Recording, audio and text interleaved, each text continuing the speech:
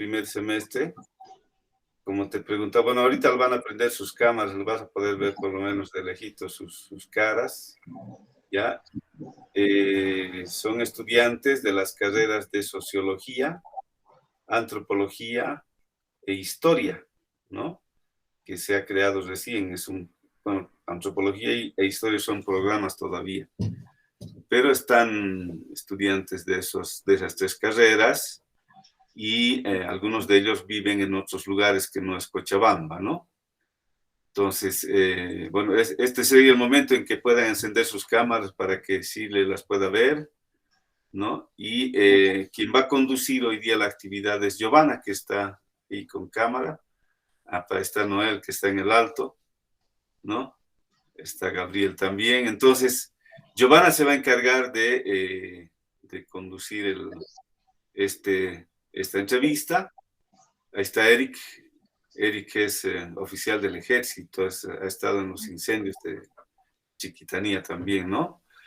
Entonces, Juan va a estar ayudando a Gabriela, a Giovanna hoy día, y pues te dejo entonces en manos de Giovanna, ¿ya? Te agradezco mucho, Sile, por habernos aceptado hacer esta entrevista. Bueno, el examen que decías anoche, te están tomando examen, pero bueno, son tus futuros colegas, así que ya los entenderás, ¿no? Bien, Giovanna, adelante, por favor. Bueno, primeramente, bienvenida, licenciada Shirley Rasguido, ella es socióloga, le damos la cordial bienvenida. Para nosotros es un honor tenerla aquí. Somos estudiantes, como lo mencionaba el licenciado, de Antropología y Sociología. También le damos la cordial bienvenida al licenciado Juan Carlos Rojas, quien es docente de la materia de lenguaje. Y saludo a mis compañeros que se encuentran en sala, bueno, todos ansiosos para poder escuchar de usted. Más que una entrevista y más que un examen, como lo mencionaba, bueno, queremos que se sienta en familia. Nosotros somos estudiantes que estamos ávidos de poder escuchar sobre todo sus experiencias, tanto como estudiante que ha sido de la carrera de sociología, como profesional, la experiencia en el ámbito laboral, conocer un poco la persona, también conocerla a usted personalmente, un poco viendo el contexto de su familia, dónde ha nacido, conocer el tema de la sociología, de la carrera en sí. También conocer cómo esta carrera se va desempeñando en el área laboral, ¿no? Y vamos a hablar un poquito también en esta entrevista de un contexto de lo que está pasando actualmente Bolivia, ¿no? Ha debido poder apreciar en las preguntas, hay algunos temas importantes, tema de migración, de los colonos, temas que ahorita están en la coyuntura nacional, ¿no? Entonces, bienvenida nuevamente, siéntase en su casa, estamos para escucharla. Vamos a iniciar con esta entrevista grupal, conociendo primeramente la persona, conociéndola a usted, licenciada Shirley. ¿Dónde ha nacido? Cuéntenos un poquito de su familia, para conocerla. Bienvenida. Bueno, buenos días a todos. Juan Carlos, muchísimas gracias por considerar a mi persona para poder hacer, yo más que una entrevista, lo llamaría como un intercambio, ¿no? Un intercambio de ideas. Yo soy, mi nombre completo es Shirley Leni Rasguido Pairumani, soy del norte de Potosí, he nacido en el centro minero de Catavi, pero yo me considero chayanteña porque he vivido toda mi vida en el municipio de Chayanta. Y bueno, mi familia mi papá y mi mamá son profesores, ellos siguen viviendo en Chayanta, todos mis hermanos, incluida yo, he salido bachiller en mi pueblo. Y ya cuando salgo bachiller el año 1997, para el 98 yo ya sabía que quería estudiar sociología. Eso yo lo he sabido desde, en el sistema anterior se llamaba primero medio. Lo he sabido desde primero medio que yo quería ser socióloga. Obviamente, cuando tú decides por la carrera que quieres estudiar, lo primero que me ha preguntado mi papá es con qué se come, qué es eso, porque él quería que yo estudie para abogada, quería que yo sea abogada. Pero a medida que han ido pasando los años, desde primero medio, me he ido adentrando cuál era el fin en sí, cuál era el fin de lo que yo quería estudiar. Y para entonces existía sociología simplemente en 2 departamentos, en 3. La Paz, que era una de las más reconocidas, después estaba San Simón de Cochabamba y de reciente creación estaba en Santa Cruz, en la Gabriel René Moreno. Yo he hecho mi balance y dije, como yo soy de Chirillacta, soy de un lugar donde hace frío, La Paz podría ser, pero no tenía parientes. En Cochabamba sí, porque con la relocalización mucha de mi familia se vino a Cochabamba y estaba aquí mi abuelo. Dije Cochabamba. Y Santa Cruz ni por si acaso, porque yo le tengo, no estoy muy acostumbrada a la calor. Así que mi decisión final fue Cochabamba y la San Simón. Para entonces la carrera de sociología estaba fusionada a la Facultad de Ciencias Económicas. Era Facultad de Ciencias Económicas y Sociología. Entonces el examen de ingreso lo aprobé juntamente con varios postulantes, auditoría, economía, administración de empresas, por lo cual el examen era más o menos un 80% de matemática. Y para entonces, de sociología solamente teníamos 3 cursos disponibles y el resto de la infraestructura era para ciencias económicas. Y en esos 3 cursos se movían el total de los semestres, el total de los alumnos, y era bastante interesante la diferenciación que nos realizaban dentro de la universidad, porque tú veías a un estudiante con abarquitas, con su chuspa y decías, este es estudiante de sociología. Y veías a una niña con sus taquitos, con su trajecito, y decías, está estudiando administración de empresas. Pero todos nos acomodábamos en la misma Facultad de Ciencias Económicas. Ya después, lo que sucedió es que en la Facultad de Ciencias Económicas, también los sociólogos tenemos una característica muy particular, no somos conformistas, siempre andamos pensando, siempre andamos debatiendo, siempre andamos hallando la situación a esto que algún estudiante ha denominado esto como el hecho social, la construcción social, en las preguntas, ¿no? Y en ese sentido, por no ser conformistas y también por siempre estar a la vanguardia en cuanto a las demandas del sector estudiantil. Es más, hemos sido la primera carrera que ha logrado tener la menor cantidad de matriculación. Antes, ustedes saben, había un precio y se llegó incluso a pagar simplemente 7 bolivianos por esa demanda que teníamos.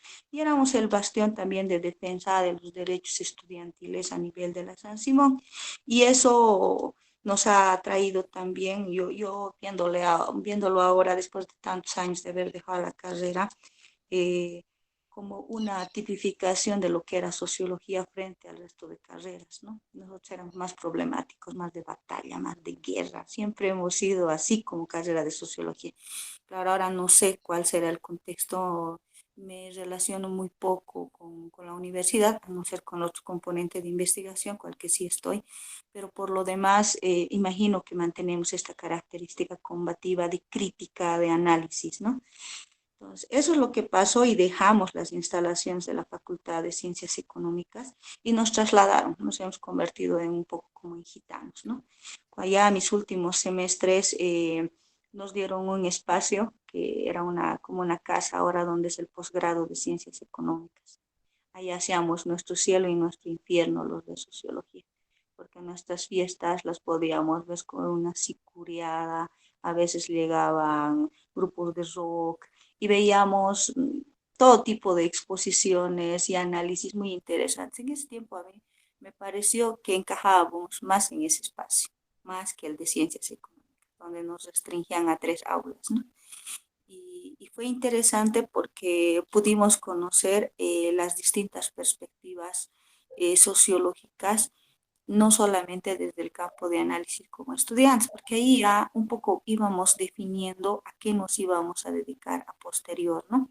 Entonces, eso yo podría decir de momento, si tuvieran más preguntas, para no ir saturando este intercambio. Tu micrófono, Giovanna. Sí. Muy interesante, licenciada Cirle, lo que nos acaba de contar, sobre todo esa experiencia como estudiante, ¿no? Algo que también nos motiva a nosotros que ahora estamos en la carrera, ¿no? Muchos que estamos en sociología, otros en antropología, para ver cómo han sido también, ¿no? Años antes el estudio, esa, como usted dice, ¿no? Por ejemplo, la carrera de sociología, una carrera que no era tranquilita, una carrera que dio siempre, ¿no? La lucha, una carrera que estuvo siempre defendiendo también los intereses de los estudiantes, el contexto y todo lo que estaba sucediendo, ¿no? Ahora, usted se tituló de aquí, de la Universidad de San Simón, ¿cierto, licenciada? Así es, perdón, me he saltado ese acápite. Sí, yo salí, me matriculé y salí de la Universidad Mayor de San Simón y ya desde los últimos semestres, porque nosotros teníamos talleres, no sé si es que ahora se mantiene dentro de la currícula, pero a partir del sexto y octavo semestre hacíamos un taller colectivo. Mi docente, y creo que sigue permaneciendo, el tutor entonces del taller colectivo, era el licenciado Coronado, Marcos Sí, Coronado. Él está, estaba dirigiendo precisamente un taller colectivo referente a al espacio urbano. Tenía que ver mucho con participación política, municipios, y ahí ya definí que no iba a ser mi campo laboral, la sociología urbana, porque también quiero aclarar que desde que he ingresado a la carrera de sociología he trabajado, eh, pese a que era una de las carreras, entre comillas, más barata, también la ciudad, yo al venir de un pueblo, la adaptación a la ciudad me resultó, por lo menos los primeros semestres, bastante chocante. Porque como digo, en sociología éramos una mixtura. Podías encontrar jóvenes de colegios particulares cuyos papás se habían ejercido la sociología y que tenían un trazado, un camino para sus hijos, ¿no? Para entonces la sociología era bien retribuida. Y eso es el otro aspecto que habría que resaltar, que fue una opción de ellos corporativa, como familia. Yo entrevistando con mis compañeros, les decía, mi mamá es médico, pero también es socióloga. Entonces yo he decidido estudiar sociología para seguir con la fundación o con la consultora o con la ONG que mi mamá ha fundado. Y le daban más ese tinte porque decían, yo voy a ser investigadora y voy a vivir de la investigación. Yo, en cambio, opté por la segunda rama. Yo soy socióloga rural. Eh, yo más que todo tengo que ver con proyectos de desarrollo rural y ahí entre medio de irme adentrando a lo que iba a hacer desde estudiante, he realizado trabajos, por ejemplo, levantamiento de encuestas, llenado de base de datos, me han contratado para poder traducir entrevistas del quechua al castellano, porque yo soy quechua hablante. Y en todo ese bagaje de estudiar y trabajar a la vez, he ido definiendo cuál iba a ser mi horizonte. Y en un primer momento, si ustedes escuchan los discursos de la mayoría de las personas que han decidido como opción de vida ser sociólogas, al parecer la ideología pesase más que la barriga. ¿Qué quiere decir eso? Muchos de los estudiantes te dicen, yo voy a estudiar sociología porque quiero desarrollar el cambio social en la sociedad, quiero ser partícipe de ese cambio social con mi ideología. He conocido mucha gente que se ha considerado anarquista, no solamente en el discurso, sino en sus acciones dentro de la universidad. Pero cuando tú ya sales al campo laboral, te chocas con esa realidad de repente. Y de repente una empresa corporativa requiere tus servicios como sociólogo, pero tú eres anarquista y estás en contra de todo tipo de sistema. Y, y no, pues no encuentras otra fuente laboral más que esa empresa corporativa que te está queriendo contratar. Y ese tu discurso que has construido a lo largo de los años, a veces tienes que balancear, ¿no? Y decir, o trabajo y cómo, o me aferro a aquello que yo en su momento he considerado la palabra, ¿no?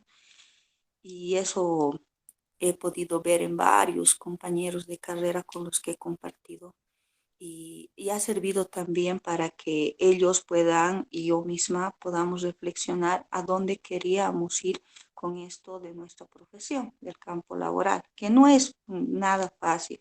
Se han podido dar cuenta, en realidad ninguna profesión lo es, ¿no? Si incluso hubiese estudiado derecho, yo le digo eso a mi papá, si incluso hubiese estudiado derecho, hubiese sido igual de difícil el campo laboral, porque abogados hay muchos también, ¿no?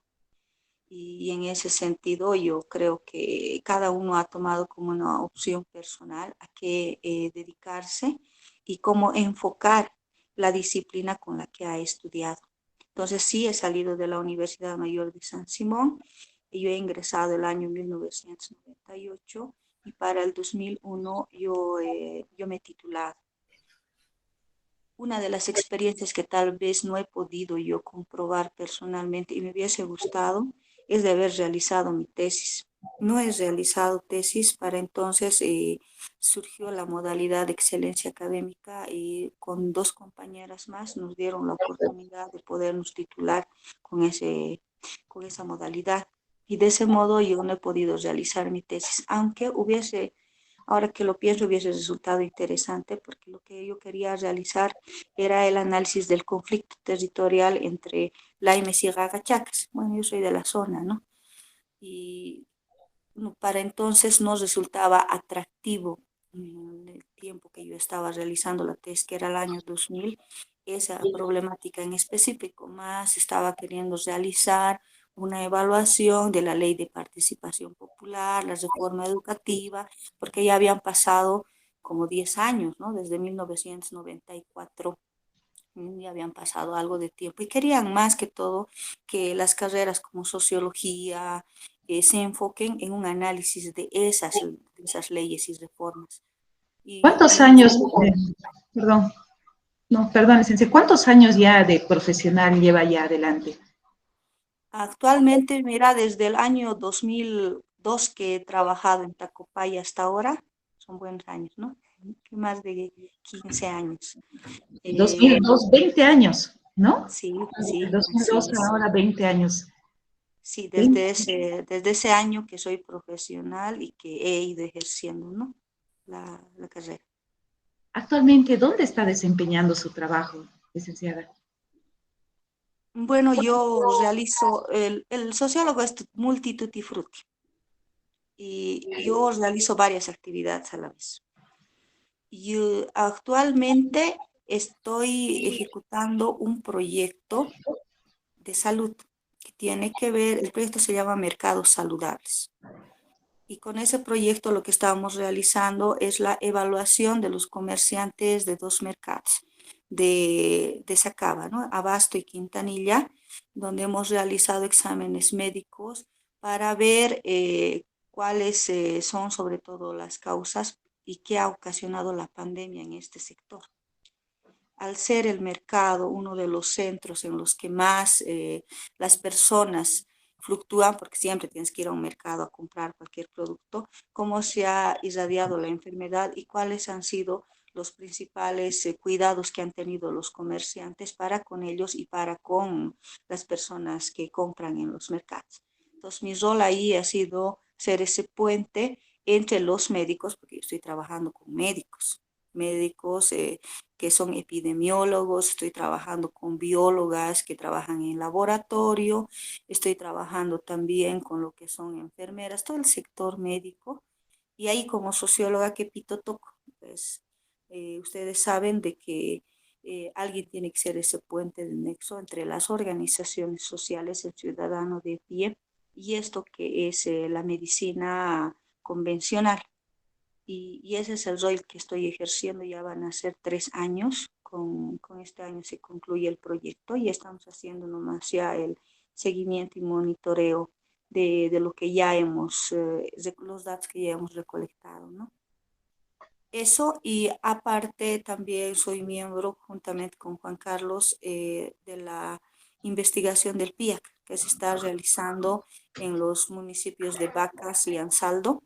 Ahí estoy como investigadora adscrita, porque yo antes de ejecutar este proyecto he dedicado como unos 15 años a proyectos de desarrollo rural y Bueno, desde la experiencia laboral tengo certeza de hablar de aspectos como, por ejemplo, cambio climático, el ciclo agrícola y todo lo que concierne a las temáticas actuales en torno al desarrollo rural.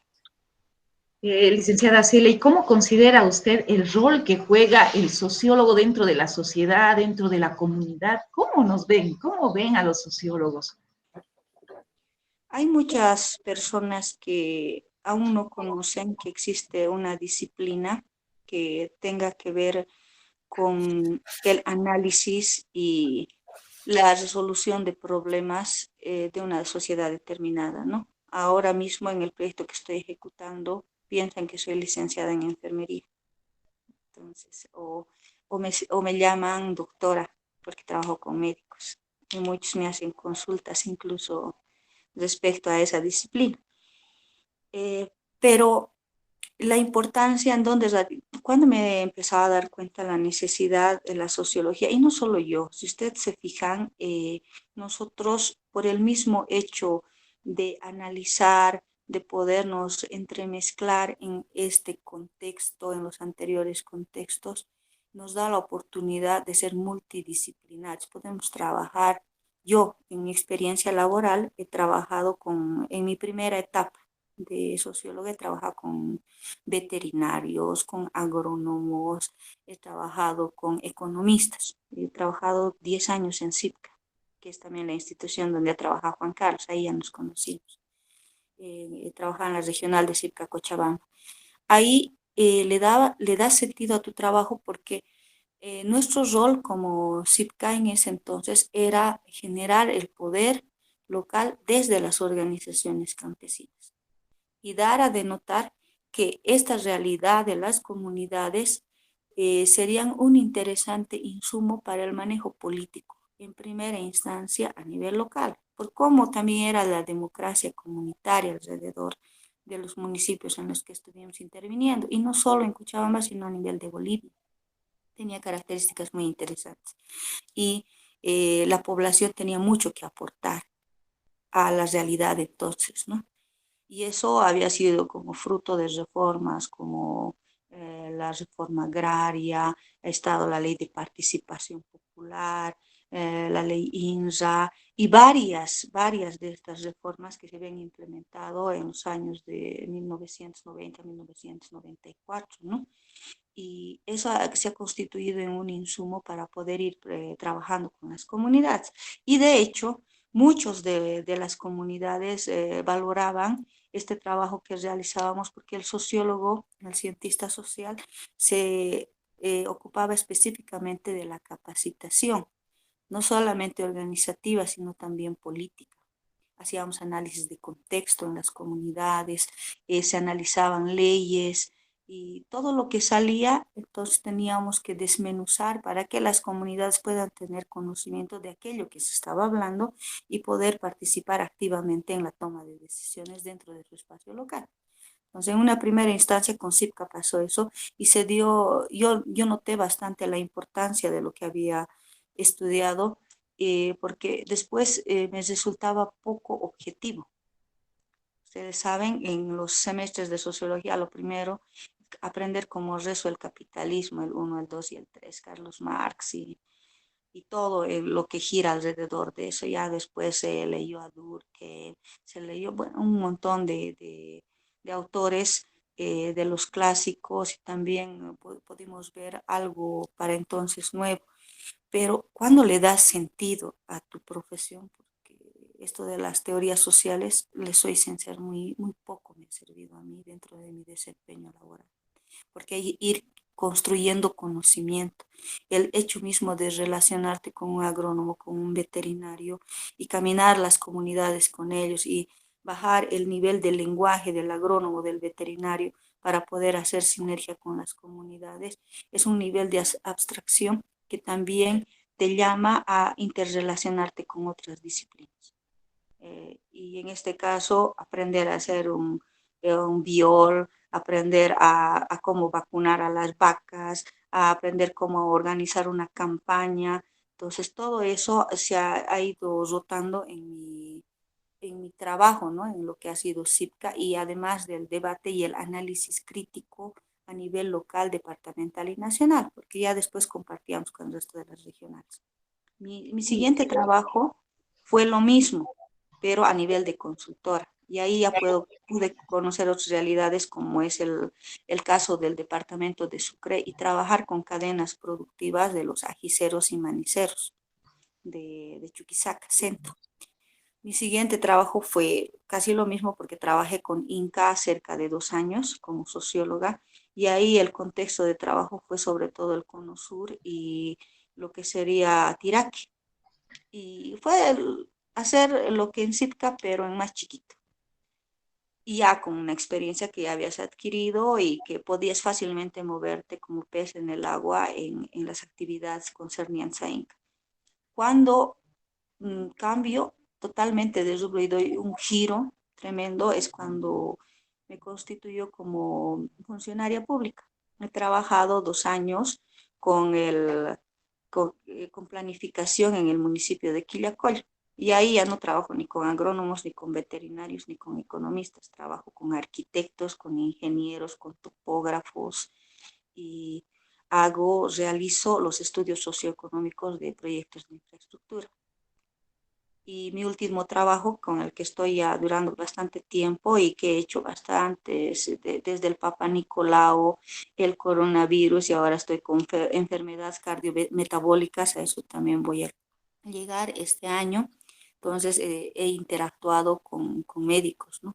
Entonces en ese sentido el sociólogo siempre tiene que estar actualizado y tiene que adaptarse a los contextos.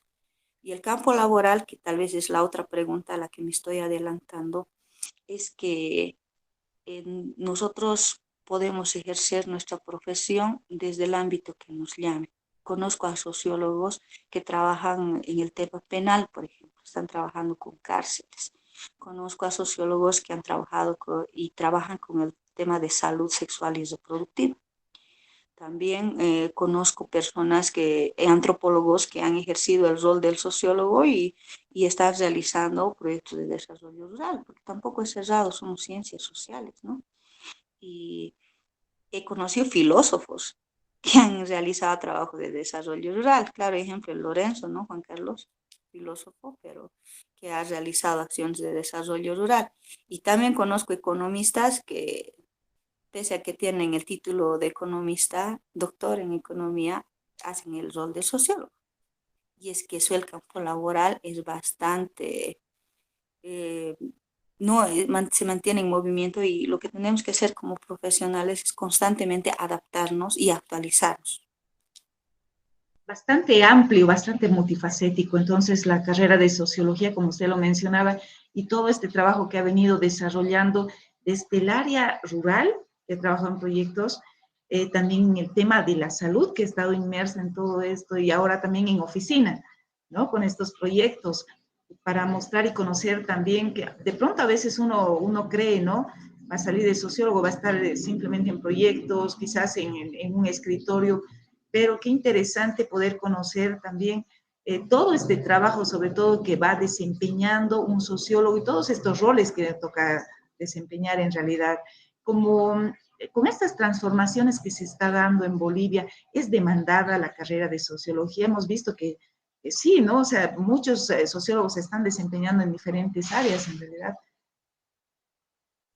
Sí, la coyuntura está abierta para poder abrirte el campo laboral, porque yo tengo que ser sincera en eso, ¿no?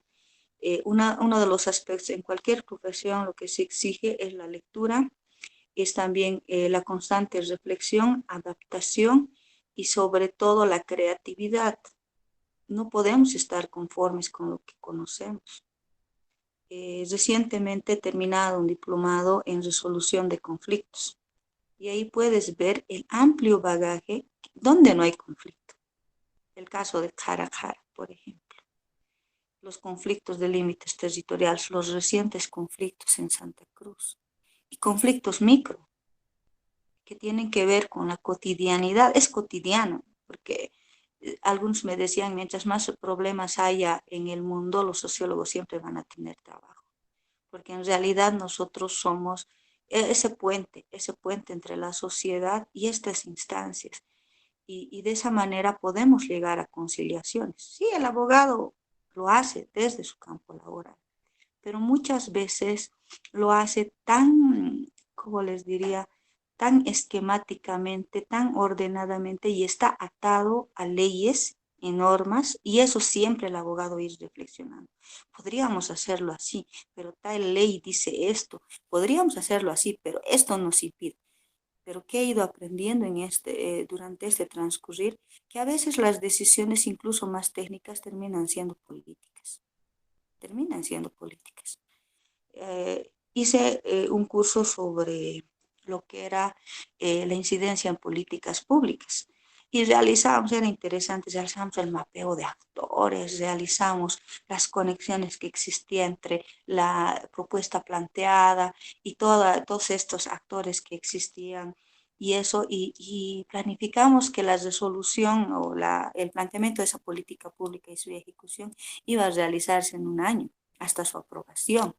Eso le estoy diciendo en el marco del curso que había realizado de incidencia en políticas públicas. Y pasa que al un mes ya estaba resuelto la demanda. ¿Y por qué? Porque había habido una organización que tenía un nexo directo con un diputado perteneciente a la comisión en la que se quería incidir y en menos de un mes ya estaba resuelto el asunto y no tenía que ver con nada técnico, era una decisión netamente política. Entonces, nosotros tenemos que estar abiertos a hacer ese cálculo político en el más mínimo trabajo en el que te desempeñes. Porque, por ejemplo, en este caso, en el proyecto que estoy ejecutando del coronavirus, de inicio se dejó de lado todo aquello que tenga que ver con el tema de decisiones políticas. Se dijo, nosotros vamos a trabajar a nivel técnico con lo que son los centros de salud, vamos a trabajar con coordinación de red de salud, la DAS, entonces esta estructura más de salud. Pero ahí también es una socióloga la coordinadora y a una conversación le dije, es que ninguna acción sin la sostenibilidad dentro de un territorio te puede garantizar de que tenga su repercusión. La sostenibilidad de cualquier acción interesante es importante en cualquier proyecto, sea este de desarrollo rural o de salud, como es en este caso. Y ahí los nexos con los concejales, con los actores sociales, como las federaciones de comerciantes, la única, la Federación del Morro, transportistas, y este cúmulo de organizaciones que existen al interior de Sacaba, que estaban conglomerados en el COEM, era importante, porque si no el trabajo que se estaba realizando no iba a ser visibilizado. Por eso nosotros siempre tenemos que estar atentos al entorno y manejar estos dos brazos, el técnico y el político. Sí, nosotros somos técnicos, pero también somos personas que analizan su entorno y tienen una voz propia y pueden opinar respecto a la coyuntura con fe también y con lo que han podido analizar, leer y conocen del contexto, porque somos los profesionales que le prestan la mínima atención a detalles como ese. Un técnico cerrado no le va a prestar. A un arquitecto lo que le interesa es que esté el colegio construido, a un ingeniero el hospital construido, pero nunca va a haber esta relación de poder que existen entre las organizaciones. ¿Qué nos garantiza que ese hospital funcione? El ejemplo claro del Vietma, del pediátrico.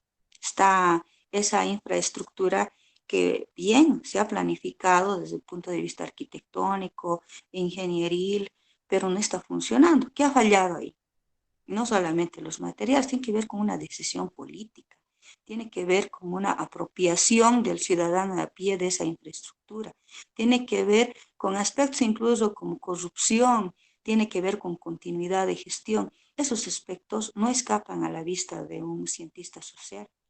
Por tanto, somos necesarios. Y cuando nos han visto como necesarios, cuando dentro de las convocatorias piden sociólogo. Hace 5 años atrás, nadie me llamaba para hacer estudios socioeconómicos, pero ahora sí. Por lo menos este año me han llamado unas 10 empresas constructoras interesadas en que yo haga el análisis socioeconómico de las obras que van a ejecutar, porque sin eso no va. Y antes, podías ejecutar obras de construcción civil y arquitectónica sin necesidad de un estudio socioeconómico.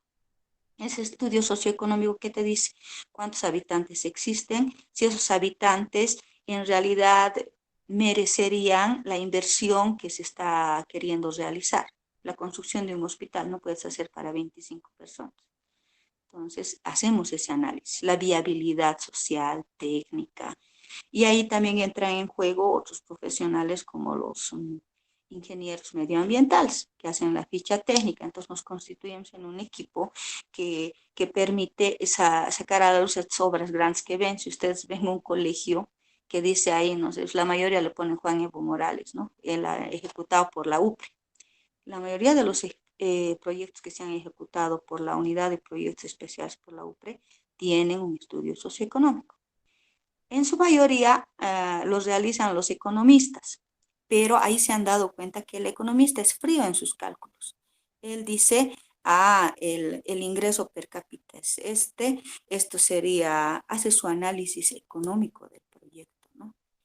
Pero eso no es suficiente, porque una de las cualidades de un cientista social es que no solamente convencemos con la labia, sino también con la escritura. Y ahí tienes que mencionar la importancia de esa infraestructura. Todas las infraestructuras tienen que tener su estudio socioeconómico y están volteando esas ciencias a nosotros, porque ahora están encontrando desde el punto de vista legal que se necesita un estudio socioeconómico y que ahí las personas llamadas a hacer ese estudio son los cientistas sociales. ¿Cómo la definiría, licenciada, la sociología desde su experiencia? Es la ciencia que se encarga de poder, es este puente entre la sociedad civil y las disciplinas, las llamaremos más duras, ¿no? Y nosotros hacemos digerible aquello que ellos lo hablan en difícil, para ser bien concretitos, ¿no? Y por eso radica nuestra importancia. Porque si un médico te dice, sabes, tienes el coronavirus porque te ha entrado el virus tal y los efectos son estos y los cuidados deberían ser estos y esto y esto, él te lo está hablando en técnico. Muchas veces la comunidad, el ciudadano de a pie, no entiende, ¿no? En cambio, el sociólogo dice, mira, el coronavirus es esto. Y lo que tienes que hacer es tomarte, aparte del tratamiento que te ha dado el doctor, poder interrelacionarte menos con las personas. Entonces, nos hacemos digerible la información. Y eso de dónde me he dado cuenta. Hemos ejecutado un proyecto que tenía un tema bastante sensible, que era el cáncer cervicuterino. Ha sido mi primer proyecto en el que me he relacionado con proyectos de salud. Y nosotros hacíamos como proyecto la autotoma en las comunidades. ¿Qué es la autotoma? Todas las mujeres sabemos que tenemos que hacernos una vez al año el Papa Nicolau, que de eso depende mucho nuestra salud. Toda mujer tenemos que hacer una vez al año. Decirle a una señora en la comunidad de Palca que tiene que hacer el Papa Nicolau para la detección del virus del papiloma humano y la prevención del cáncer cervicuterino, y que además es quechua hablante, ¿cómo lo haría? Porque dentro de su cultura, no, pues no, ni siquiera tiene el parto echada en una camilla, hace sentada el parto. ¿Cómo explicar que este examen es necesario? Entonces ahí recurres a todo lo que conoces del contexto. Recurres a toda tu experiencia como mujer incluso y te apoyas en estos conocimientos técnicos y le explicas de la manera más sencilla posible de que este virus del papiloma humano es como un gusano que se mete a la papa y lo echa a perder la papa. Y eso es lo que pasa con tu organismo. Ese nivel de conversación con las señoras lo logras a través de aquello que te informas de esta disciplina que sería la medicina en este caso, y lo transformas en un lenguaje más apropiado para la comunidad, ¿no? Por tanto, nosotros sí generamos cambio social. Y eso es lo interesante de la disciplina de la sociología. Y no, porque no solamente manejamos un lenguaje técnico, Ahí muy poco te va a servir hablarle de Carlos Marx a la señora de la comunidad o al compañero productor de decirle, compañero, dentro del esquema de Carlos Marx, usted no es pues un explotado, usted es más bien el dueño de, ¿no ve? ¿No ve, Juan Carlos, en algún momento, cómo puedes decir que él es dueño de su mano propia, de sus herramientas y que por tanto no entra en este esquema de explotado? Y que en algún momento muchos cientistas sociales han querido encajar dentro de esta teoría marxista al campesino y no han resultado. Para un análisis social de escritorio, sí, está bien, pero ya cuando tú te adentras a la realidad, realmente sí te sirve, pero no demasiado estas teorías sociológicas. No quiero decir con eso no, que lo deberían quitar de la malla curricular. No, es parte de un conocimiento que te sirve para poder encarar, porque hay ámbitos en los que el sociólogo se mueve. Un ámbito es la comunidad, donde tienes que tener un manejo de su realidad social. El otro ámbito es el académico, que tal vez es el que menos lo he tocado porque sinceramente yo me he dedicado más a temas de proyectos donde se veía el tema de acción, de intervención directa, porque yo soy socióloga de campo. Muy raras veces he estado en escritorio. Los 2 años que he estado como técnico en el municipio de Quillacollo. Esos son los únicos años que he estado sentada en un escritorio, pero me desesperaba porque era la única socioeconómica que quería salir al campo y les decía, no, tengo que ir a la represa eh, que ahora provee de agua a toda Cochabamba, tengo que ir ahí porque tengo que ver cómo están construyendo la represa, cuántas comunidades hay, quiero ir a la elaboración del POA. Pero no, tú hazlo desde tu escritorio. No, no, no tengo que ir ya. Hay que pavimentar tal calle. Quiero ir a conocer la calle. ¿Quién es el dirigente? Porque en realidad esa interrelación hace a nuestra profesión, porque si nosotros no nos interrelacionamos como sociólogos, es como si perderíamos esa nuestra masa madre, como se dice, ¿no? Entonces, eso un poco, no sé si te he respondido o he divagado.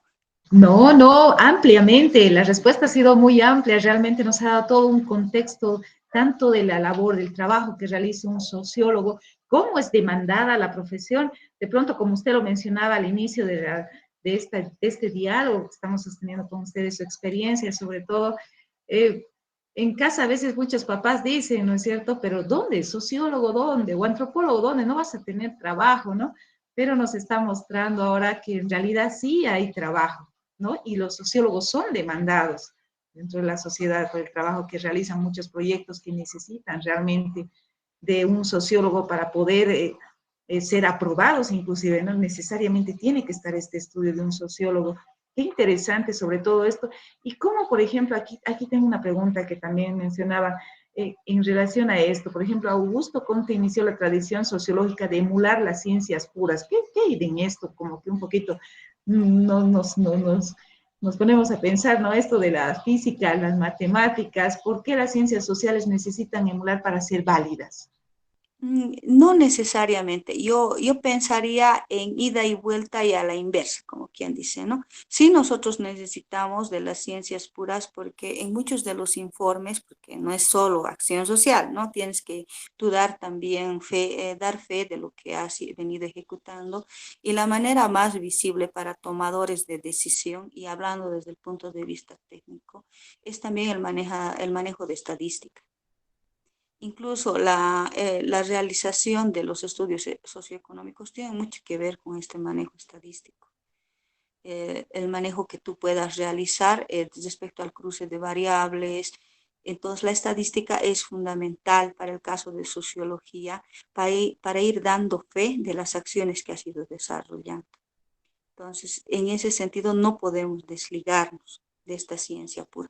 Y la ciencia pura tampoco de nosotros, porque como ellos hacen una operación compleja matemática, ¿cómo haces hablar a esos números? No es suficiente decir que la tasa del índice de desarrollo humano es más baja en los municipios de Tacopaya, Bolívar, Arqui y Tapacarí. ¿Por qué? Las matemáticas te podrían decir el 10% tiene desnutrición crónica, pero ¿por qué desnutrición? ¿Qué hay de la producción? ¿Qué se produce? Si producen papa, si producen, no sé, pues oca y chuño, ¿qué es lo que falta en su alimentación? Y eso muchas veces las matemáticas puras, así en número mismo, pueden visibilizarte, pero ¿dónde está todo este entremezclado cultural? Recientemente estoy elaborando un artículo sobre seguridad alimentaria y no sé si han escuchado esto de la malnutrición y la desnutrición. Son dos conceptos que se están manejando más, sobre todo el de la malnutrición, porque muchos de los especialistas dicen que podemos ver que existe obesidad en niños y en la población en general y que ya no existe tanto la desnutrición, sobre todo en áreas urbanas, sino la malnutrición. Y de repente tú vas a la comunidad de vacas y les preguntas qué es estar saludable y comer bien. ¿Y qué te van a responder ellos? Comer el agua, comer un plato de papa, comer verdura, comer fruta. Pero de repente tú le preguntas a una nutricionista y ella te va a dar una cátedra sobre la pirámide alimenticia. Te va a decir, necesitas pescado, necesitas carne, necesitas leche, necesitas esto. Y así te vas a mantener saludable. Pero miren cómo cambia el concepto solamente del alimentarse o el comer bien en contextos rurales y en contextos más académicos, ¿no? Entonces, ahí yo por lo menos veo de que sí es necesaria, no solamente con las ciencias puras, las ciencias duras, como la matemática, sino con otras ciencias. La biología, por ejemplo, ya que ahora que yo estoy trabajando con médicos, les puedo dar fe de que tengo que seguirme actualizando. Recientemente he terminado otro curso que tenía que ver con enfermedades cardiometabólicas. Era la única socióloga en medio de enfermeras, nutricionistas, médicos, y he tenido que volver, digamos, a mis libros de biología de secundaria, pero bueno, es que es la única manera de tú estar actualizado y también saber de lo que estás hablando, ¿no? Y en este caso, nunca terminas de actualizarte. Por eso yo creo que no debemos conformarnos con que ya sabemos, ustedes están jovencitos todavía, están en la universidad cursando los semestres. Algo que a mí me hubiese gustado realmente aprender es el inglés, porque te abre muchas puertas el inglés no solo en términos de especialidad, en maestrías, doctorados, sino también en proyectos. Cuando uno puede escribir su proyecto a las financieras extranjeras, lo tiene que hacer en inglés. Y hay muchos de estos cursos, por ejemplo, en Brasil. Es bien interesante todo aquello que ellos van creando en torno a las ciencias sociológicas, pero tiene mucho que ver el idioma.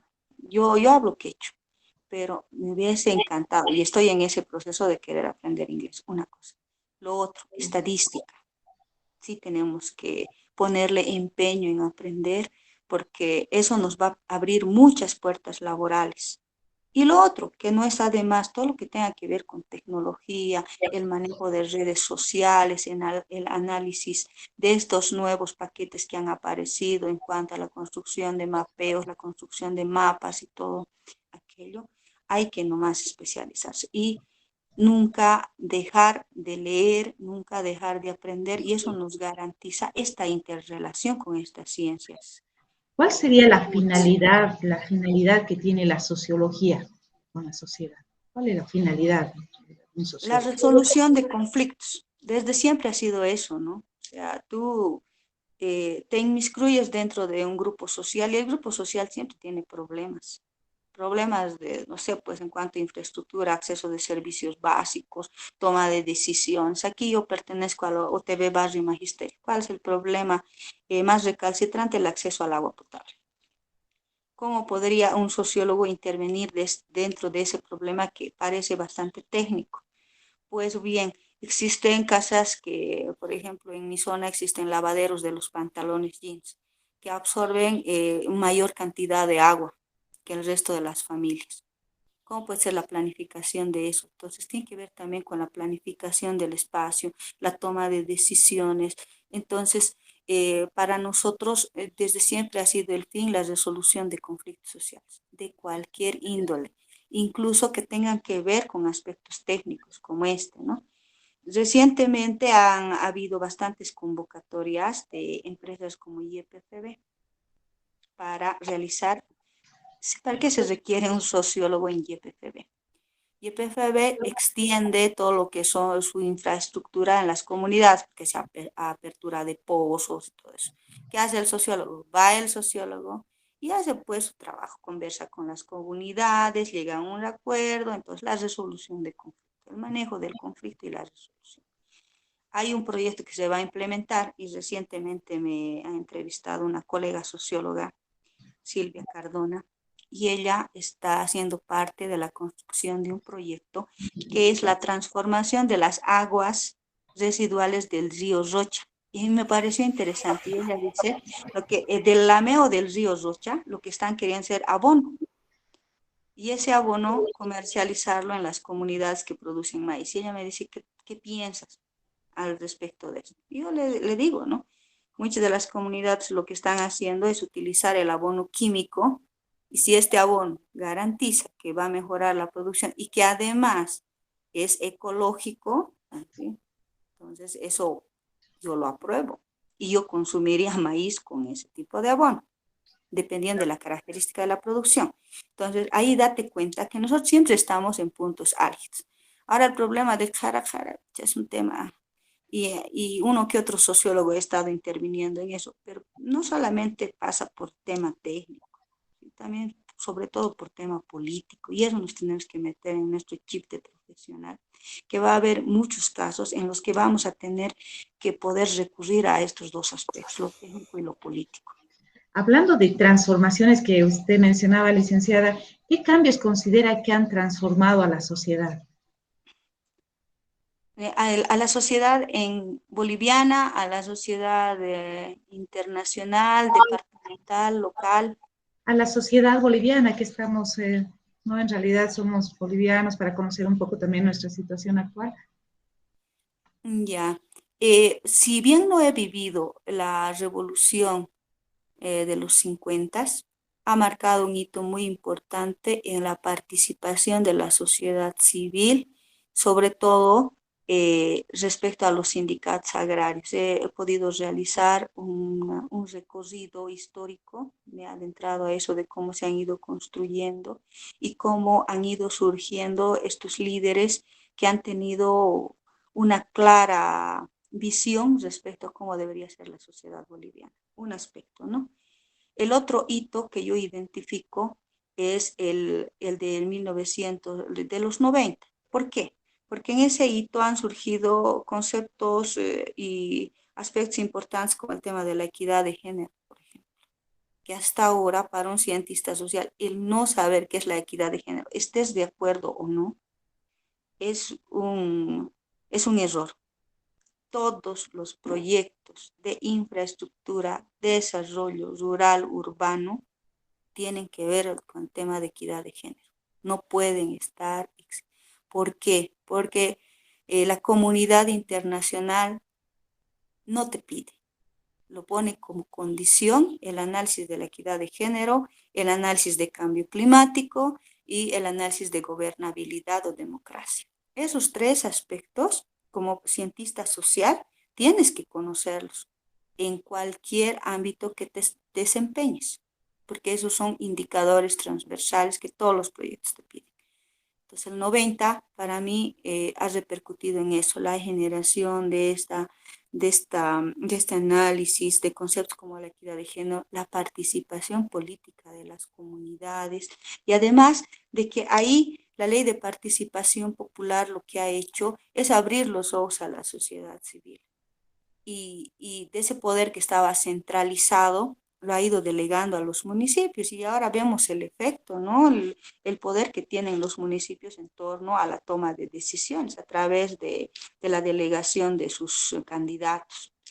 Y el otro es la construcción del Estado plurinacional, que ahora se lo conoce en la Constitución Política del Estado. Y de eso sí puedo dar fe, porque en realidad hemos sido partícipes muy de cerca ¿verdad, Juan Carlos?, de este proceso, porque hemos podido ver cómo se ha constituido la Asamblea Constituyente, muchas de las personas a las que hemos capacitado, con las que hemos estado en congresos, reuniones, han sido asambleístas y ahora muchos han sido ministros, diputados, senadores, y, y ahí esta construcción, más allá de los problemas que se puedan generar en torno al Estado plurinacional y los discursos que existen, ¿no?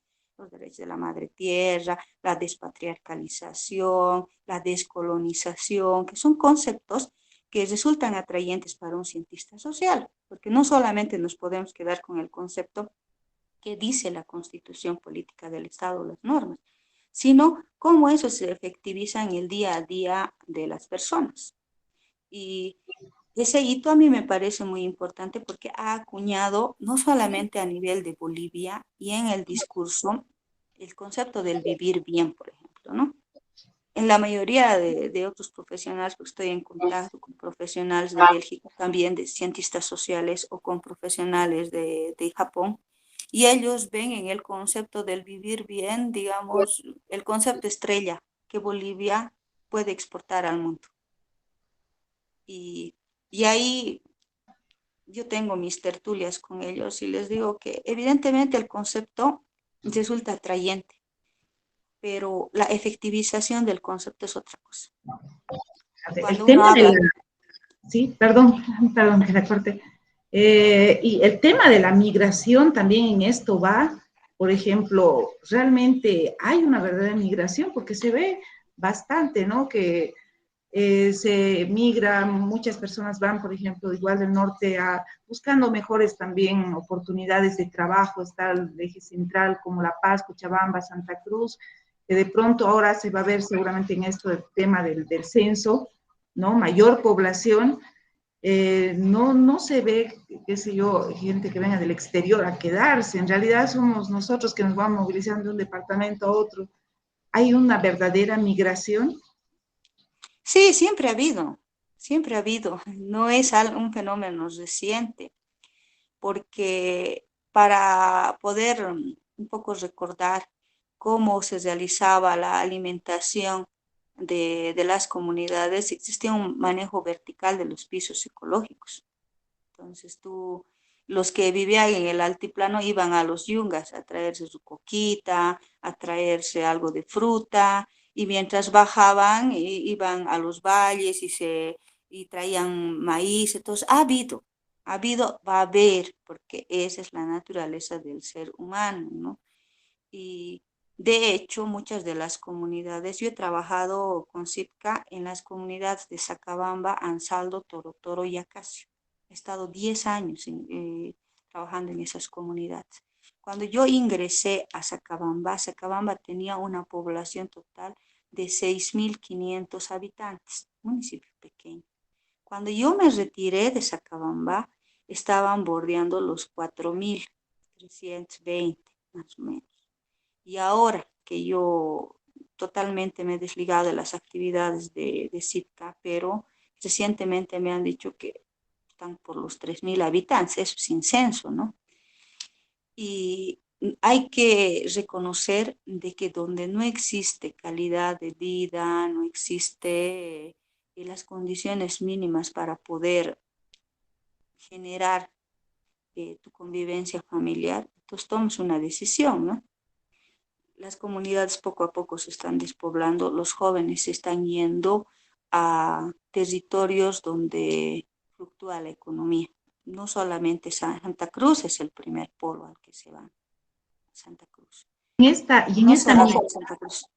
¿no? Y en esta migración que se da, se nota el racismo, hay un racismo por parte también de los departamentos, como que hay algunos que no dejan realmente una, no sé si decir el término correcto, una simbiosis entre culturas, pero como que son bien regionalistas, también se ha podido ver esto en muchos departamentos. Sí, como en todo, ¿no? O sea, yo creo que en el caso de Santa Cruz probablemente se ha visto más esta intolerancia, pero la cualidad de la gente migrante es que es gente bien resiliente Y yo de lo que conozco Santa Cruz muy poco, pero lo que sí conozco es Sucre.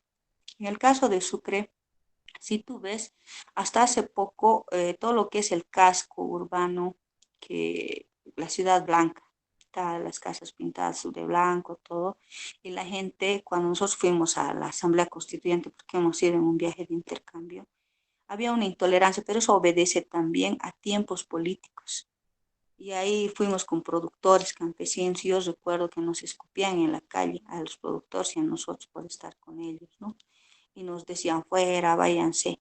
Yo regresé después de que se instaló la Asamblea Constituyente en Sucre recientemente y pude ver un extenso territorio donde está siendo ocupado no solamente por gente de mi región, porque hay bastante norte potosino en Sucre, sino también de La Paz y que tienen sus propias fiestas patronales. La intolerancia generalmente se ve sobre todo en tiempos políticos exactos, no es siempre todos los días. Y lo otro, cuando yo he ido a Beni, a un intercambio que teníamos institucional como SITCA, la principal comerciante, la dueña del más grande galpón en Mojos, era una paseña. Y ella generaba, ahí hacía fluctuar el tema económico. ¿Qué no conseguías? Hasta traje de caporal de ahí hemos conseguido.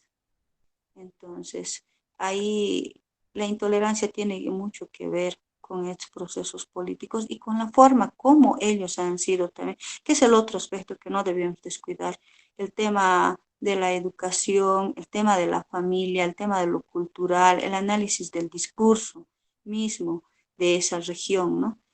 Pero en este sentido, si fuese cuestión solamente de la intolerancia y el racismo, existen también normas, ¿no? que permite hacer la denuncia respectiva a la ley en contra de la discriminación.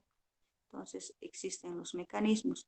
Y de hecho, a donde vayamos, siempre va a haber una resistencia de inicio, que creen que a los mineros relocalizados de las zonas mineras les han recibido con brazos abiertos el departamento de Cochabamba, ¿no?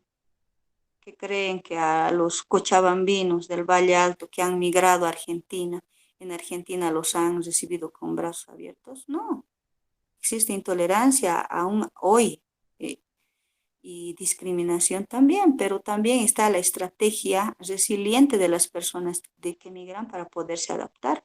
Yo tengo hijos cochalos, me he casado con cochalos. Ya mis hijos ya no les pueden decir, han venido, los mineros han venido a deforestar Cochabamba, antes Cochabamba parecía un paraíso hasta que han llegado los mineros y han levantado sus casas y han puesto a todo cemento, que también escuchas, ¿no? Es un nivel de intolerancia también. O a los argentinos cuando les dicen bolitas, han venido a quitarnos el trabajo, viven solamente de la asistencia social, pero hay muchos hijos de migrantes bolivianos que ya son argentinos. Eso es lo interesante de la sociedad, que como siempre estamos en constante movimiento, incluso el tema identitario cambia. Y la actual sociedad boliviana, ¿cómo la ve? ¿Cómo la podría contextualizar? Al igual que Zabaleta Mercado, abigarrada, ¿no? Porque ahí no solamente somos, yo recuerdo que cuando Javier Albó realizó un taller sobre la interculturalidad, habíamos realizado un análisis de cómo nos considerábamos y él decía, para considerarte indígena, originario, campesino, tendrías que hacer el análisis de 3 indicadores, ¿no? Tu lengua materna, el lugar donde habías nacido y cómo te considerabas. Y eso inmediatamente repercutía en las preguntas del censo. Si ustedes se han podido dar cuenta, no, en la última boleta del censo tenía que eliminarse la palabra mestizo, pero sí hay gente que se considera mestiza. Y muchos que sin hablar el quechua o el aymara se consideran indígenas, ¿verdad? Y muchos hablando el quechua incluso dicen, no, yo no soy quechua, yo soy mestizo. Y en este sentido nosotros somos una sociedad abigarrada muy interesante y eso nos manifiestan las pugnas que existen al interior de las organizaciones campesinas indígenas originales. solo en el norte de Potosí existen 2 federaciones departamentales. Una, que es la Federación Sindical Única de Trabajadores Campesinos del Norte de Potosí, y la otra que es la CONAMAC. ¿Qué tanto se habrá politizado entonces, digamos, los interculturales antes llamados colonos? Mira, el caso del Chapare, yo no lo he podido seguir así como profesional porque no he trabajado allá, pero sí te puedo decir desde esta otra perspectiva que ellos han surgido debido a una clara posición, ¿no? Que tenía que ver con la producción de coca. Y eso les ha dado la fuerza suficiente como para poder manejar en su territorio un discurso, como para poder limitar sus reglas como organización, y actualmente tienen autoridades dentro de lo que serían los diputados y senadores. Y son de las organizaciones que te dicen, ya, hay que ir a una movilización mañana y se van en bloque, ¿no? Y esa es su capacidad, puedes llamarle tú, no sé, pues, que pueda ser obligatoria, porque muchos dicen no van obligados, pero esa capacidad organizativa que tienen para mover a su gente. Que ahora si tú lo ves y lo haces una comparación con las organizaciones campesinas del Valle Alto, por ejemplo, no hay. Porque antes era el tema de tierra en las organizaciones campesinas del Valle Alto, pero ahora que la propiedad individual ya se ha cimentado, parece que no le encuentran un horizonte, una demanda única para que puedan estar como sector unidos. Y cada uno tira por su lado. No hay representante del Valle Alto que pise fuerte dentro de la organización. En cambio del Chapare sí, porque sigue siendo su lucha la producción de coca. Entonces ahí le han encontrado un fin bien específico. Estaremos pasando tal vez algo así con esta situación del censo, de que, bueno, muchos sectores están de acuerdo con lo que es la realización del censo del 2024, otros sectores que no, que piden que se ejecute para la fecha que ha sido programada, el 2023. ¿Qué opinión le merece, licenciada Cirley, este tema del censo y esto que estamos atravesando ahorita, esta Yo situación? tengo mi postura muy personal, ¿no?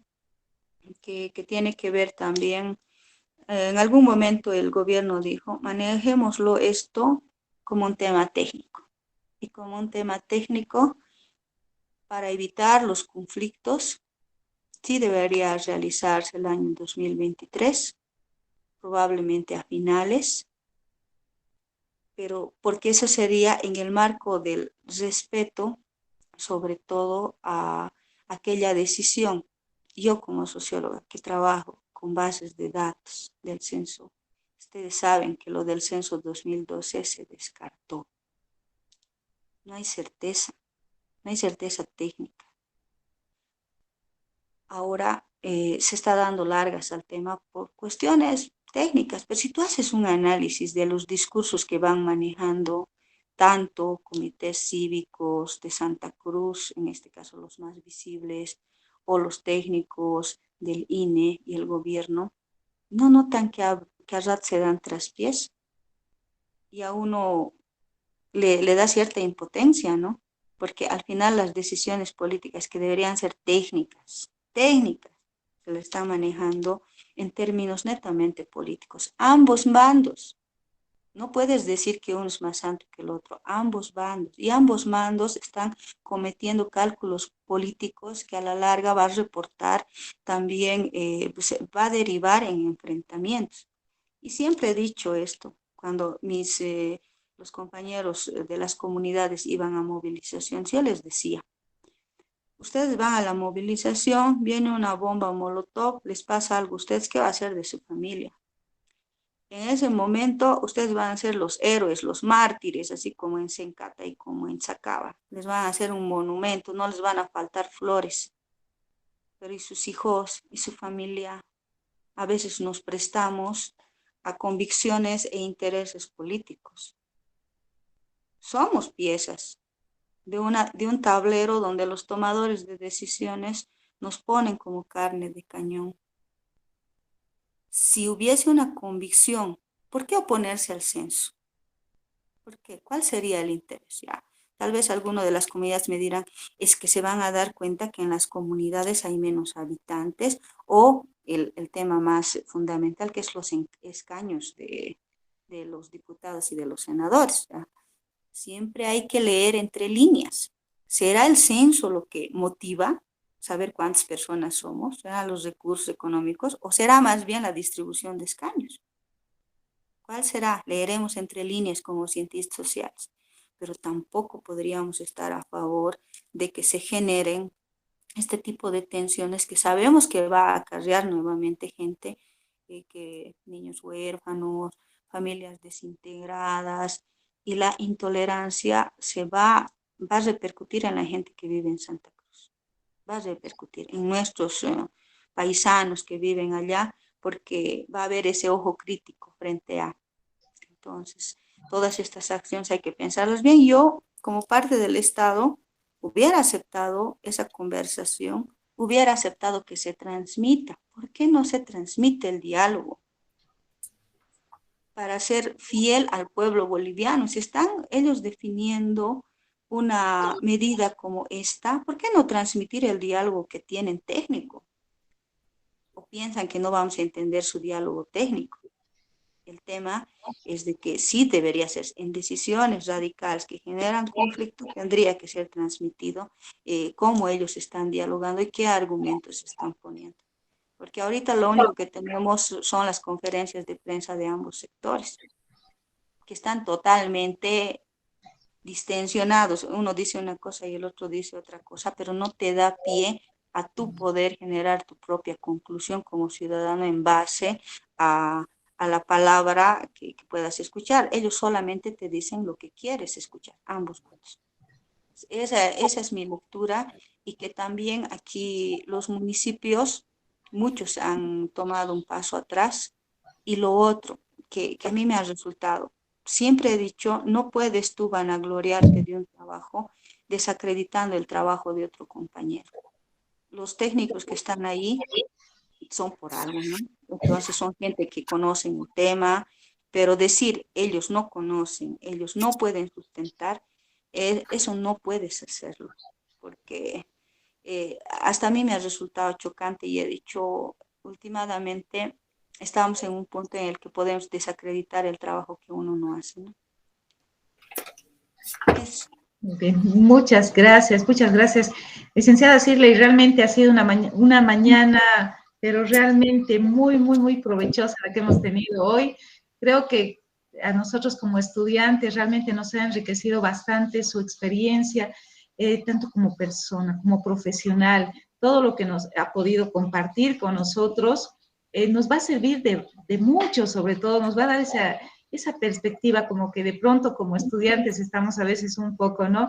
No sabemos qué vamos a hacer, ¿no? Muchas gracias, le agradezco. Quiero ver con el licenciado si todavía nos da tiempo para que algunos compañeros tal vez quieran hacer alguna pregunta o ya hemos llegado al límite del tiempo. Pero agradecerle, licenciada Celia.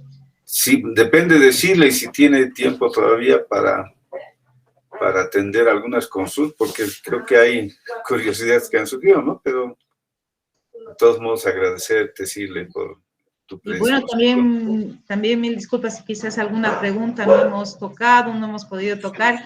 Bueno, quisiéramos realmente tenerla más tiempo, ¿no? Porque da tanto para hablar sobre estos temas, pero nos da un tiempito más, quizás. O ya... sí, una media hora podríamos conversar.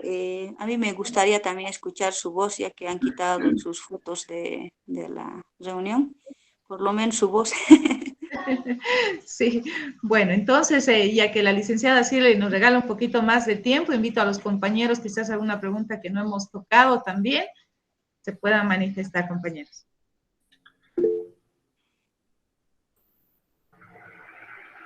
Noel está pidiendo la palabra. Noel, escuchamos. Que prenda su cámara para preguntar, si no, no vas a ver quién está. Además, con barbijo está ahí en su foto.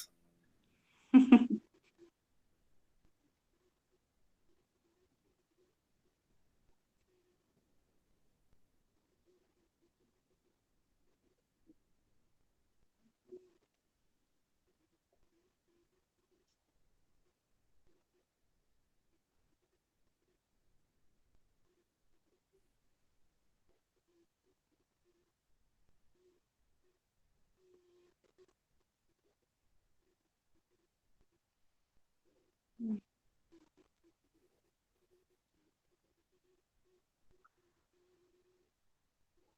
mm,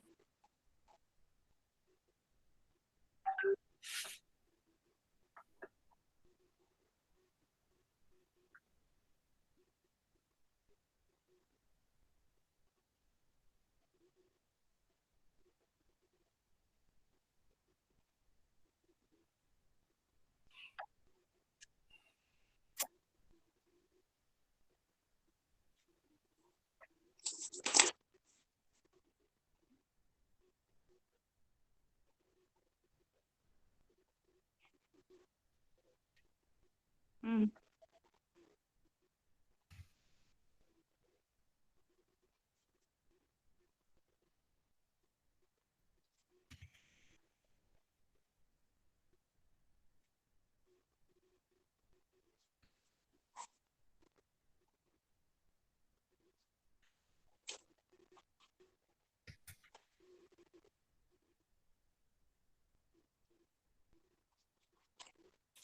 Mm,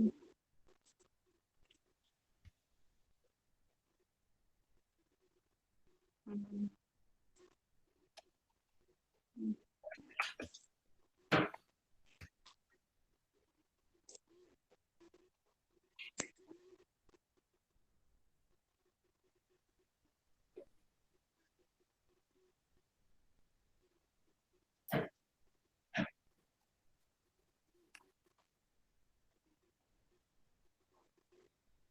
Muchas gracias, bastante interesante. Evidentemente, si te das cuenta, no sé si estudias en San Simón o en qué universidad estarás estudiando, Noel, pero tenemos que hacer un análisis de la malla curricular de todas las carreras, incluidas las de las ciencias exactas. ¿Por qué? Porque el campo laboral es muy distinto. Yo hasta hace 5 años me he enterado que la Facultad de Medicina tenía un taller donde los médicos, ya que estaban en octavo, los estudiantes de medicina que estaban en octavo semestre, salían a las comunidades para hacer lo que ellos le denominaban algo así como inmersión social, que el estudiante de medicina se acerque a las comunidades, que visite. Pero ese será el fin, que en un ingreso los estudiantes de medicina se empapen de realidad social. Yo pongo, ¿no? Y si ustedes ven en los médicos profesionales, ya los médicos, los que ejercen, ¿cuál es el trato con las otras disciplinas?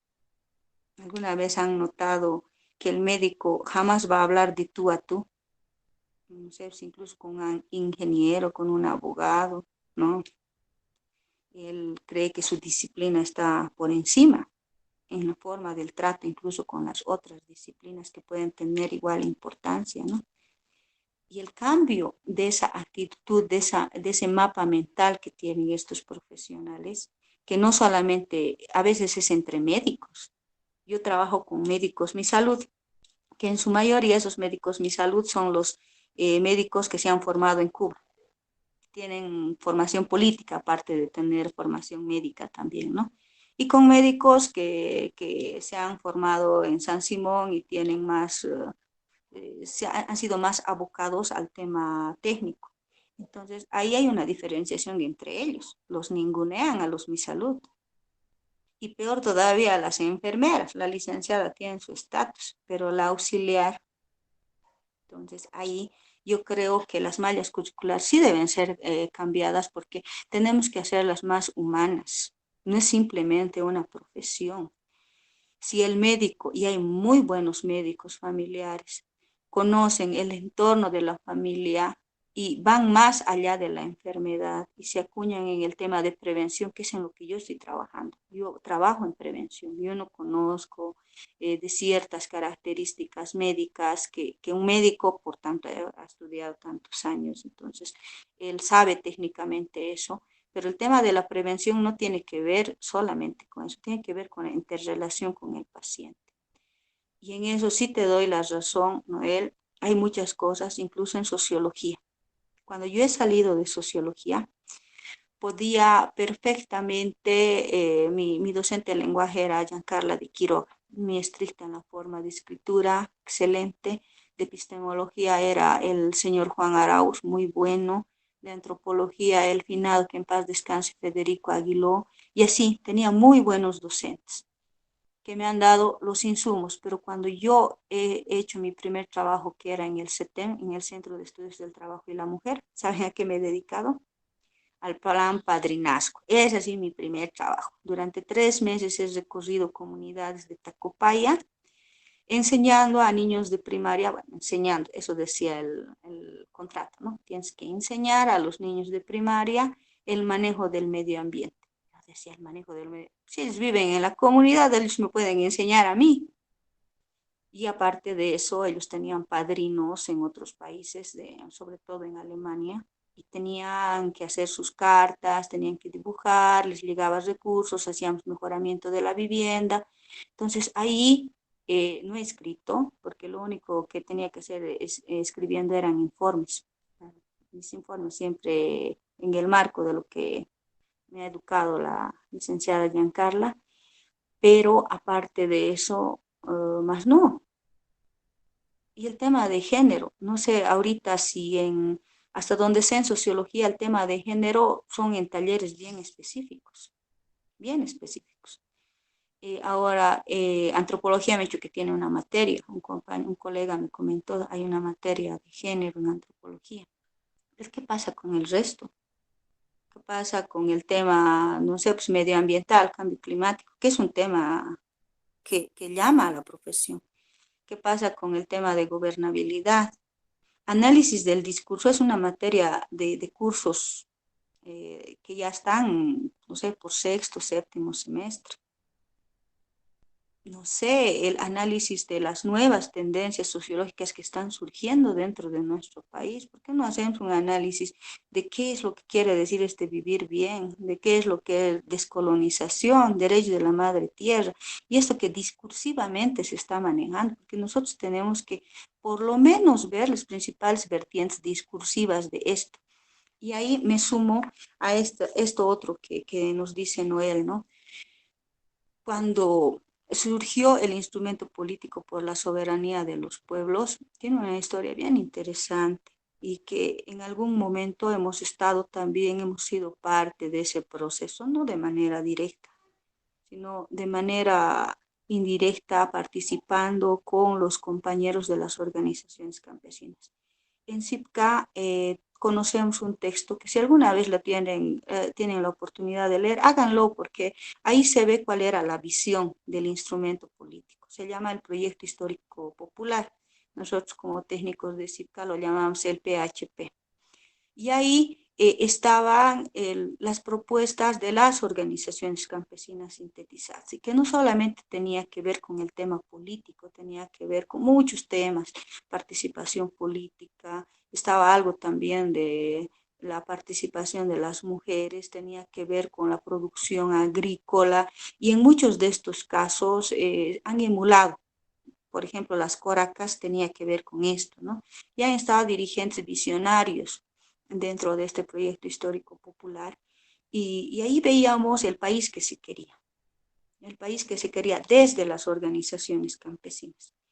Ya cuando logra Evo Morales el acceso al poder, accede al poder, siempre nos hemos preguntado, no solamente ustedes, sino las organizaciones, han escuchado el poder detrás del trono, ¿no? Se ha manejado un buen tiempo ya el poder detrás del trono. Y ahí en las organizaciones se analizaba y se decía, nosotros no nos sentimos identificados con García Linera, no nos sentimos identificados. Sí nos sentimos identificados con Evo Morales, pero no con García Linera.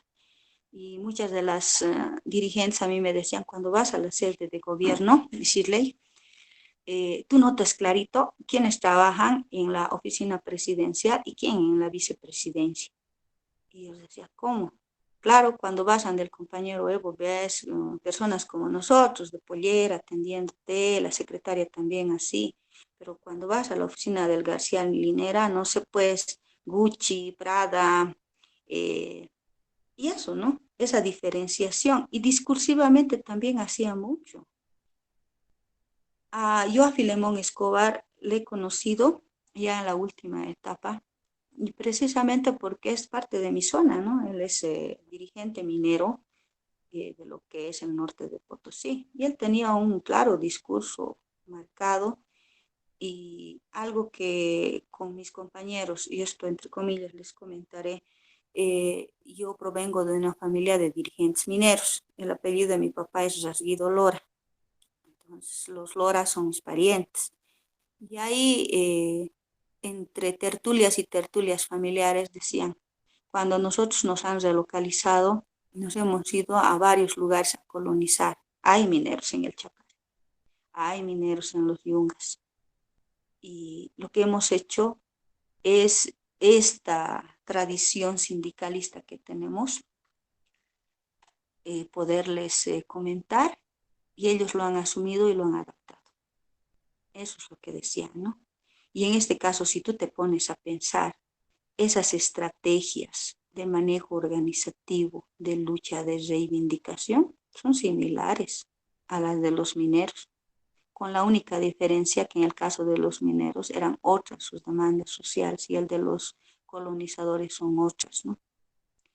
Y estas tensiones de fraccionamiento no son recientes. Eso se inició desde García Linera al interior del MAS. Y esa es mi lectura muy personal. Pueden estar de acuerdo o no pueden estar de acuerdo, pero es mi lectura muy personal, que la fracción se ha dado en la medida en que mucha gente de la clase media alta se ha sentido obligada para tener acceso a ciertos puestos dentro del Estado de cambiar discursivamente. Y eso se los digo con conocimiento de fe. He conocido compañeros que eran anticampesinos, repelían al campesino, incluso a las personas que venimos de pueblos, de comunidades. Tenían un discurso claro, racista, clasista, como le quieran llamar, pero en las últimas elecciones eran más masistas que el masista. Y se han acuñado en nuestra vestimenta también para darse a conocer que ellos sí eran originarios, sí eran campesinos, sí estaban con el proceso de cambio. Tiene mucho que ver con la estrategia de sobrevivencia, y yo intuyo en cuanto a poder estar en un espacio laboral cómodo, pero se ha ido tergiversando. Actualmente podemos ver esta fractura, algo que jamás debe perderse, y eso hemos hecho hincapié estando como técnicos de campo en CIPCA, la independencia sindical. Lo político simplemente es un brazo. El brazo organizativo tiene que estar por encima del brazo político, porque si no pasan cosas como las que están pasando ahora. Lo político subyuga a lo orgánico y la organización se convierte en una masa moldeable para poder dirigir, y no debería ser así. En los principios sindicales está eso, la independencia sindical, la independencia político-partidaria. Está bien, las organizaciones han hecho surgir no un solo instrumento, varios instrumentos. Recordemos a Fausto Reinaga, recordemos al Malcu, entre otros, y hay otros instrumentos más en la Amazonía. O sea, no es de un instrumento simplemente, son de varias opciones políticas, porque nuestra realidad es abigarrada, nuestra realidad es diferente, pero el error en este momento de las organizaciones es querer defender a capa y espada, no de todas, porque todavía conozco dirigentes que son críticos frente a la realidad que estamos viviendo, pero el más de los dirigentes quiere defender a veces hasta lo indefendible. Hay que defender las cosas con argumento y que no nos quiten la voz de la autocrítica, porque no por ser de una opción política somos correctos en todo. Hay errores que hemos estado cometiendo y tenemos que ser hidalgos y caballeros de reconocer también ese error que estamos cometiendo. Me considero parte de este movimiento que ha originado el acceso al poder por parte de las organizaciones campesinas. He estado dentro de ese proceso como técnico social, muchos congresos que he amanecido con ellos, que hemos estado conversando y tertuliando en torno a la realidad política, a el cómo deberían actuar las autoridades cuando ya se llegue al poder local, porque hemos dicho no es suficiente ser dirigente y dirigir masas, sino también tener certeza de lo que estás hablando, informarte. Y también los asesores en ese punto tienen que saber asesorar a la gente. ¿Cuántas conferencias de prensa hemos visto donde realmente ha habido metidas de pata discursivamente que se podían enmendar? Entonces, esa es mi opinión respecto, y lo que yo no quisiera, como todo cientista social o persona que ha estado dentro de este ámbito, que todo aquello que se ha tardado en construir, porque han sido años y años de que un indígena originario campesino acceda a ser autoridad nacional y maneje el país, quede destruido en poco tiempo, porque realmente este proceso nos ha hecho reflexionar, y muchos de mis compañeros que también son ex-ICTA, siguen manteniendo su posición crítica, aunque a veces hay tensiones al interior mismo de nosotros como ex técnicos de ir debatiendo las decisiones, porque a unos les parece certera y a otros no, desde un punto de vista crítico. Y lo que hemos visto es que el tema político incluso ha mostrado algidez en familias. Cuando ha habido podríamos decir, la renuncia de Evo Morales, algunos dicen no, le han obligado a renunciar, sea como fuese, él se ha ido a México y el debate incluso en torno en familias ha habido ruptura de hermanos. Tú apoyas a tal, tú apoyas a tal. Yo siempre he dicho, el político está ahí para la toma de decisiones, pero no tiene por qué influir en tu cotidianidad, en tu familia, en tu paz interior. No tendría que ser así, porque si hacemos eso, las rupturas de familias y también de amigos, porque por cuestiones políticas he conocido muchos amigos que se han ido alejando después de ser tantos años buenos amigos. Y siempre distinguir, ¿no? El análisis del discurso aquí es importante. Yo les he dado mi postura, lo que no significa, yo sigo siendo fiel creyente, que las organizaciones pueden dar pie a soluciones innovadoras, pero también como seres humanos se corre el riesgo de tener esto del desgaste. Ya lo hemos visto con el MNR en el 52. Yo sé que no soy la primera ni la última que va a comparar eso, ¿no? Pero muchos están comparando que lo que ha pasado con el MNR va a pasar similar con lo del MAS. Si estamos viendo los primeros efectos, si es que no resuelven sobre todo sus pugnas internas. Y esas pugnas internas no tienen nada que ver con el desarrollo del país, sino sobre todo tienen que ver con el poder que quieren un sector o el otro, ¿no? Y para concluir, tal vez en este sentido de las preguntas de Noel, claramente se puede observar dos bandos que no necesitan decírnoslo, se nota. Un bando es el que está liderizado por Evo Morales y el otro bando que está liderizado por Choquehuanca, ambos de origen indígena originario campesino y que va a repercutir en las próximas elecciones y está repercutiendo en las organizaciones campesinas a nivel departamental. Si no son todos los congresos, una gran mayoría han terminado en peleas, y eso se ve por esta división. Y no tiene que ver con ideología, tiene que ver con personas. La ideología es una sola. Nosotros queremos la calidad de vida para las comunidades, para la población boliviana, pero aquí lo que se está debatiendo son las cabezas. ¿Quién podría ir con qué? Y unos se sienten identificados con uno y otros con el otro. Eso es lo que está pasando y yo espero que lleguen a un consenso. Caso contrario va a haber un fraccionamiento y no nos vaya a extrañar que como en el MNR exista también fraccionamiento de líderes y también, por tanto, de las organizaciones. Muy bien, muchas gracias, licenciada Sirley. Le agradecemos por habernos dedicado este tiempo, ¿no? Felices. Tengo a Liliana que está levantando la mano. Liliana.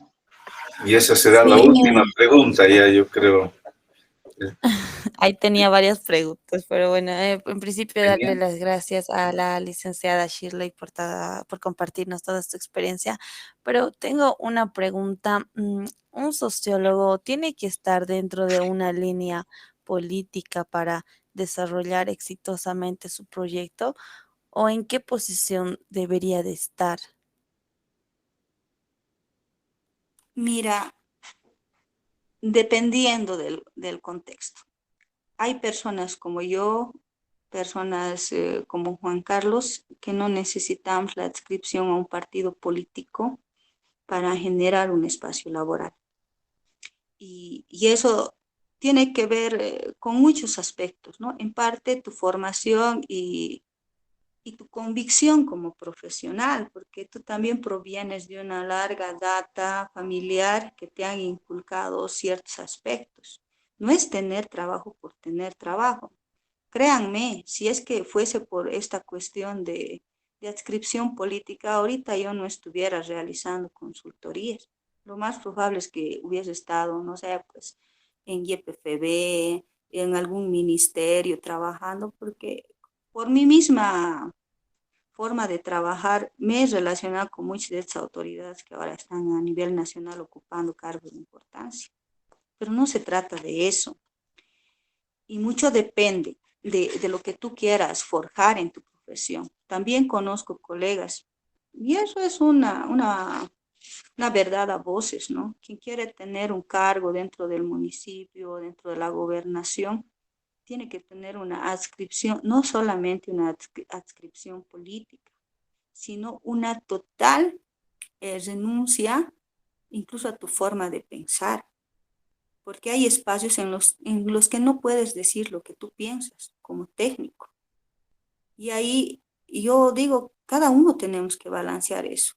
En algún momento conozco a un sociólogo buenísimo que en los tiempos de estudiante, anarquista él, y en una conversación con un docente que también es anarquista de la carrera, dice, ¿no? ¿Por qué te has metido a hacer investigación en el CIS, esto que maneja la vicepresidencia? Y él le dice, pues si tú eres anarquista, ¿por qué te has metido en eso? Eres asistémico, estás contra todo este tipo de decisiones y tú no deberías estar en ese espacio. ¿Y qué le dijo él? Le dijo, yo también tengo que comer. Mi discurso terminó el día en que yo me he dado cuenta que era padre de familia, que tenía 3 hijos que mantener y que, bueno, me daban la oportunidad de hacer mi publicación con este espacio de la vicepresidencia. Y él dice, todo tu discurso se ha caído. ¿Qué hubieses hecho en mi situación? Entonces, yo creo que cada situación es muy particular. En mi caso, he decidido mantener mi voz, he decidido mantener mi crítica y autocrítica, mi independencia, esto que menciona Noel, mi independencia político-partidaria y ser libre pensante, aunque últimamente a esa palabra le están añadiendo una parte muy negativa, cosa que no debería ser así. El ser humano somos libres de poder analizar y decir lo que pensamos mientras no afecte de manera directa a un tercero o a un segundo, ¿no? Y si yo he decidido ser socióloga es por esa misma razón. Y mi aporte va dentro de acciones privadas más que públicas. Las recientes acciones, tal vez con lo público, ha sido que soy investigadora adscrita de la San Simón, pero ahí, por lo menos en la labor que estoy desempeñando, no se trata de mi opinión política ni de mi color político, sino de mis capacidades técnicas que las he venido desarrollando. Entonces ahí no hay mucho problema y por lo demás, en el trabajo que he desarrollado en instituciones privadas, no te preguntan cuál es tu opción política. Lo que sí te preguntan en instituciones públicas. Aunque sinceramente, en el caso de Quillacollo, cuando a mí me contrataron para ser técnico de planificación, no me preguntaron si era fan del Mérida, porque para entonces él era el alcalde en Quillacollo. Yo ni lo conocía al señor. A mí lo que me dijeron, tenemos esta oferta laboral, necesitamos una socióloga para allá, porque se está elaborando el POA de ese año que estaba elaborando y necesitamos los estudios socioeconómicos de alrededor 400 infraestructuras y necesitamos terminarlo en 2 semanas. ¿Puedes hacerlo eso? Sí, listo. No me han pedido hacerles reverencia a Mérida ni nada porque mis condiciones eran otras. Yo en ese momento le dije a mi entonces jefe de que yo había tenido el trabajo con las organizaciones campesinas y que mi visión era clara. Yo no tenía una afición político-partidaria, a no ser la que mi papá me ha heredado, que es el Partido del POR, el Partido Obrero Revolucionario. Pero eso lo digo como modo de anécdota porque mi papá pertenece a ese, podríamos decir, extinto, no sé, perfil bajo, pero el Partido Obrero Revolucionario. Pero es una simpatía que nace también por mi familia, ¿no? Y que también hacemos un análisis político de todas las demás propuestas que van surgiendo, no solamente de esa parte. Entonces, yo veo que depende mucho de la situación en la que te encuentres, pero algo que jamás puedes hacer es vender tu ética como profesional, porque no vas a ser un profesional feliz que ejerza dentro de lo que le gusta. Cuando a ti te gusta algo, no te tienes que sentir presionado para poderlo ejecutar. Y lastimosamente de un tiempo a esta parte, el trabajar en una institución pública te obliga a identificarte con cierto, y no solamente estamos hablando del MAS, también estamos hablando de Santa Cruz y de los demás partidos que hayan podido ganar, porque en la mayoría de los gobiernos municipales y departamentales es lo que se pide, ¿no? Una adscripción política aparte del aporte que muchos técnicos dan monetario para poder acceder a un cargo no de técnico. Sabemos eso, es una verdad a voces que tal vez nadie lo quiere decir, pero cada cargo tiene también sus condiciones y tiene su aporte económico. Si no es económico, es en tiempo, en fidelidad, y ir a movilizaciones, a entregas de obra, algo que los que hemos trabajado como funcionarios públicos hemos visto y podemos dar fe de eso, ¿no? Así que mi estimada Liliana, en la medida en la que se presenta, ahorita todavía estás en sociología, esperemos que de aquí a la larga cambie la situación laboral, pero si es que tú optarías por trabajar en una institución pública, ese es el contexto que actualmente conocemos. ¿Que te garantiza un trabajo? Sí, pero seguro nunca sabes. ¿Y sabes por qué te digo esto? Porque cambia director, cambian técnicos. El director puede permanecer toda la gestión de la autoridad máxima, o como en mi caso, cambió Mérida, porque estaba enfrentando un proceso, yo ya estaba 2 años, y mi jefe ingresó a la oficina y dijo, todos los que hemos entrado con la gestión de Mérida tienen que renunciar. Pero yo no quiero renunciar, yo quiero seguir trabajando. No. Esa es nuestra lealtad con el partido. Yo sé que en más de una ocasión eso ha pasado. Bueno, yo más que por la lealtad al partido fue por orgullo propio, porque ya después yo vi cómo los que no renunciaron los fueron sacando de a poco, porque Escobita Nueva quiere su propia tierrita, como al decir, se traía a sus técnicos. No quedaron técnicos con los que trabajaron conmigo. Y eso es lo que pasa en las instituciones públicas. Esperemos que eso mejore, esperemos que eso cambie y esperemos que se generen nuevas ventanas laborales para nosotros. Y si no se abren nuevas ventanas, nosotros lo abrimos, pues. Porque realmente un cientista social es necesario y se van a dar cuenta con el transcurso de que nosotros nos adecuamos a cualquier espacio laboral. Muchas gracias, licenciada. Bueno, finalizamos entonces este contacto que hemos tenido más que como una entrevista. Ha sido muy enriquecedor para nosotros conocerla como persona, conocer su trayectoria laboral, saber mucho de lo que es en realidad la sociología y cómo también este impacta en la sociedad, el trabajo, la labor que realiza un sociólogo. Le agradecemos todos nosotros que somos estudiantes, tanto de antropología como de sociología, por haber compartido con nosotros, por habernos dado este tiempito para nosotros ha sido de mucho beneficio, licenciada Shirley. Muchísimas gracias, gracias Juan Carlos, sobre todo a ti porque realmente me ha encantado mucho, pese a que no he podido verlos a todos, pero es siempre bueno retroalimentarse, recordar. Yo le decía a Juan Carlos que aparece un examen capcioso, tu guía de preguntas, le decía, pero entre chiste y chiste, ¿no? Porque de repente dije, pucha, este concepto, este otro concepto, hay lo otro, ¿no?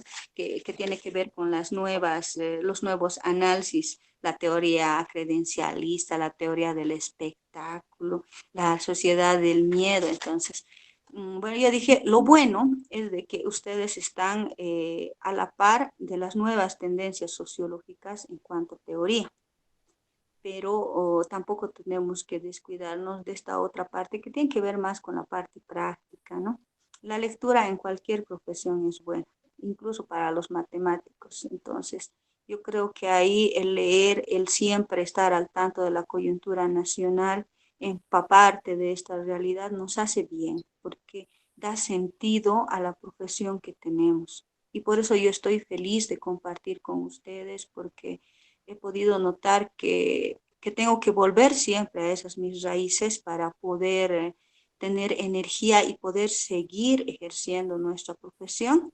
Así que, Juan Carlos, muchísimas gracias. Giovanna, igualmente a ti, Liliana y Noel. Muchas gracias por haberme hecho las preguntas y espero que en el marco de lo posible les haya servido y que no haya sido un tiempo más perdido, ¿no? Muchísimas gracias, un abrazo a la distancia. A ti, pues gracias, Shirley. Ahí está, te están saludando los compañeros, ¿no? Las preguntas las han hecho todos, por si acaso el guión está en base a las preguntas que mandaron, yo solamente he sistematizado, ¿no? Así que han participado de ese modo, digamos, ¿ya? Entonces, con esto cerraremos la sesión, nos vemos el miércoles para continuar con esta unidad, ¿no? Gracias nuevamente, pues, y cuídense mucho, nos vemos el miércoles, chao, chao. Muy bien, hasta luego, licenciado. Hasta luego, licenciada Shirley, y muchas gracias y felicidades por la labor que realiza sobre todo. Hasta luego, Gracias. licenciada. Hasta luego, licenciado. Chao, chao.